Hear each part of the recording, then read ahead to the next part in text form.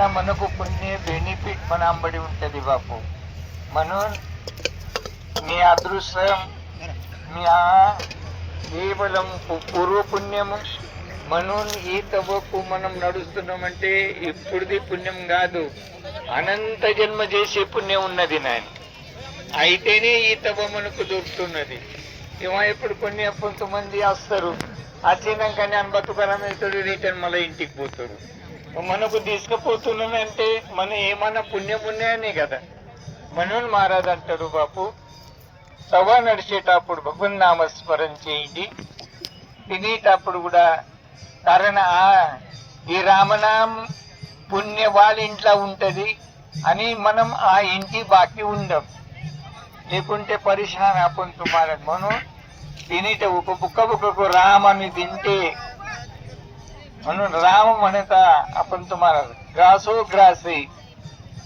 ప్రతి బుక్కకు రామ్ అని మనం తింటే రామ్ నామ స్మరణ పుణ్య ఆ ఇంట్లో ఉంటది అని అన్నం మనదికి వస్తుంది. అంటే బాకీ ఉందాం ఆ ఇంట్లో. మరి ఇప్పుడు మేము బాకీ అవుతున్నాం, కారణం తినేటప్పుడు మాట్లాడు.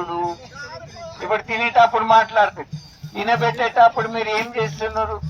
ఈ సంగతిది ఆ సంగతిది తీసుకుంటా తినేటప్పుడు బోలా పుడలా అంటే మగ ఇప్పుడు మీ ఇద్దరికి చేయికు ముఖంకి తలుగుతాయి, రామానే అన్నారు.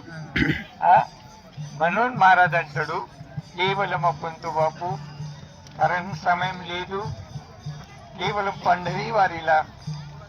పండరీలా మనం ఏం దిగిపోతున్నాం అని బాపు. అనంత జన్మ పుణ్య కేవలం అవస్థ ఇలా మాట్లాడేటప్పుడు మహారాజ్ అంటాడు,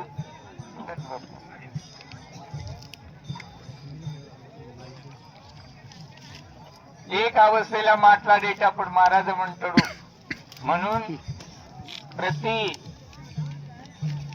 నడిచేటప్పుడు కూడా ఒక అడుగుకు రామని కొంత అడుగు పెట్టి ఒక యజ్ఞ పుణ్య ప్రాప్తి అవుతుంది. ఎన్ని అడుగులు అయితే అప్పంతో మహారాజ్ అని యజ్ఞ పుణ్య ఫలం మనకు అప్పంతో అవుతాయి.